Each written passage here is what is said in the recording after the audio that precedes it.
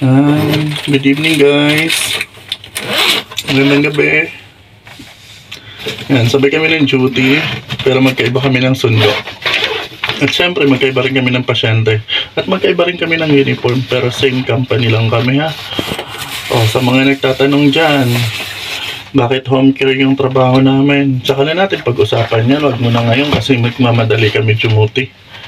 Pero syempre, nagpibidyo muna kami. Video muna bago dumuti. Siyempre kailangan natin mag-vlog. Yan na, love. Ano tingin mo yung duty mo ngayon? Ano kahihinatnan mo sa duty ngayon? Sa fighting lang. Fighting lang? Nagbaong ka ba ng paracetamol mo dyan? Kape. Kape? Ilang kape yan? 4. Apat lang kape guys. Baon niya for 12 hours yan guys. Parang duty ka lang sa hospital. Ang kagandahan lang is 1:1 lang. 1 patient lang talaga. Perfect mo talaga. So pag nagamay mo na yung routine, madali na lang para sa'yo. Hindi ko alam ba't nahihirapan kasi yung iba. Safe pa sa patient. Hindi ko alam ba't nahihirapan yung iba. Pare-parehas lang din naman ng routine yan pagdating sa patient. Siguro nagkakatalo lang sa experience talaga. Ayun talaga yung pinagkakaiba ng mga nurse. Experience talaga. Kung may experience ka na ganun, hindi ka mahihirapan. Pero kung wala, syempre mangangapa ka. Pero syempre tayo, nag-nurse tayo sa Pinas. Alam naman natin kung ano yung situation ng mga nurse sa Pinas. Kung ilang pasyente yung hinahawakan. At kung paano umikot na parang turumpo yung mga nurse sa Pinas. Is ibang-iba tayo dito. Dito isa lang, hindi ka iikot-ikot. Ikaw pa yung magsasawa kung ano yung gagawin mo. Sa hospital naman, 4 ang maximum. Ganun dito guys. Kaya, yun, mas maganda rito. Tapos syempre yung sahod, mas maganda pa. Di ba? Yan. So, duty kami. Sabay kaming bababa. Yan, susunduin kami parehas. Susi natin lang. Susi. Yan, kailangan pag-duty, laging dala yung susi. Tapos syempre, kailangan dala mo lagi yung ID mo para hindi ka mahihirapan. Kasi baka magkaroon ng checking. Kailangan lagi ka may dala. Tapos syempre, may baong ka dapat. Ang baong ko, 10 dirham. Yan. Although, libre naman yung nag-check-in na ako. Although libre naman yung natin, transportation, pero kailangan pa rin ganun. So against the light tayo Medyo madilim-dilim tayo, pero buksan ko isang ilaw.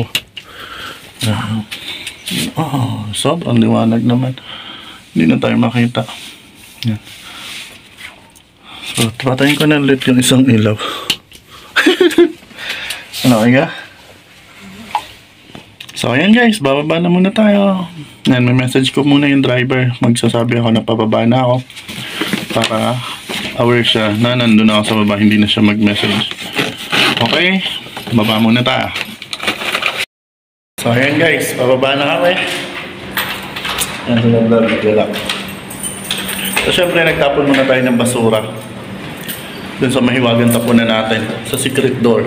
Ayan secret door yun guys Pag nagmamadali kayo bumaba, ayaw nyo mag-hagdan, ayaw nyo mag-elevator, doon na lang kayo pumasok, tumalon kayo doon. Siguradong mapapabilis yung bagsak nyo. Antay-antay lang tayo. Malapit na rin tayo.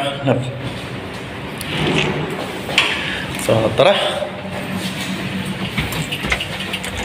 Yan na tayo. Eto na tayo. Eto na tayo.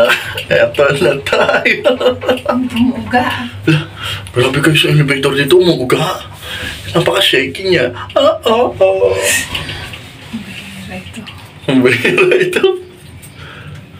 Tapos ang tagal-tagal pa guys na ito mag-open na pinto ng elevator ha. Tingnan nyo, nasa 0 na kami. Tara. Yan, so na-message na natin yung mga natin. Na-message na natin yung mga driver. Yan, nag-react na si Ayub, yung driver kong gwapo. Nag-message ako. Bakit? Delete. Yan, tapos delete all. Saan? Wala kang delete na to. Wala kang data. Kaya to. Hindi pa nagsisend eh. Sige. Kaya di mo pa madidelete. So, antayin natin guys. Wala pa si Ayub. Sige lab, ingat ka. So, yun, nauna na.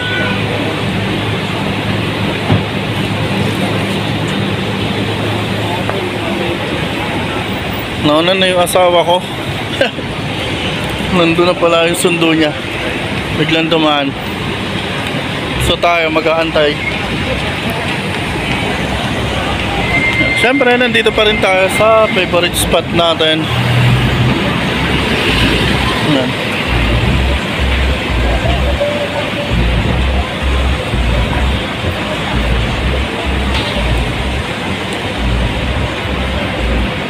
Yan guys, oh. Favorite spot. Favorite spot. Favorite spot. Antayan ng ating sundo.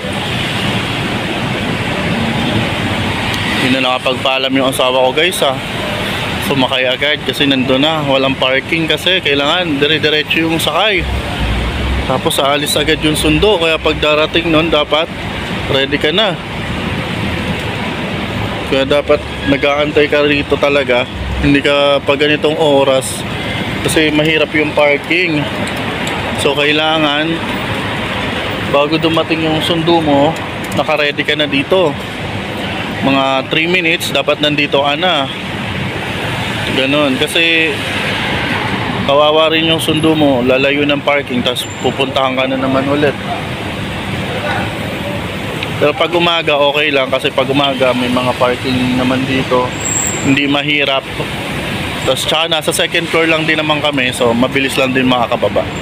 Pero pag ganitong oras kasi ang dami rin gumagamit ng elevator, so kailangan bababa ka kaagad. Magre-ready ka. Kahit napakainit guys, ang init talaga ng ano rito Singaw, para kang ino-oven.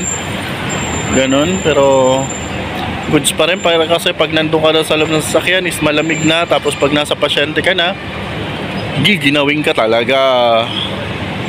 Ganon yung ano natin dito, sitwasyon. Kaya goods na goods lang tayo everyday sa duty natin. All goods lang. And always good. Wala tayong problema sa duty. Yan, kasi sanay tayo guys. Mapatoxic man yan o hindi, sanay tayo. Kasi nasanay tayo sa Pilipinas ng mga setup na kakaiba. Yan, sa Pinas kasi kakaiba talaga. Kaya sa dito. Kaya all goods tayo. So ayan guys, hanggang dito na lang muna yung video natin kasi nandito na yung sundo natin, sasakay na rin tayo. So ayan guys, maraming salamat.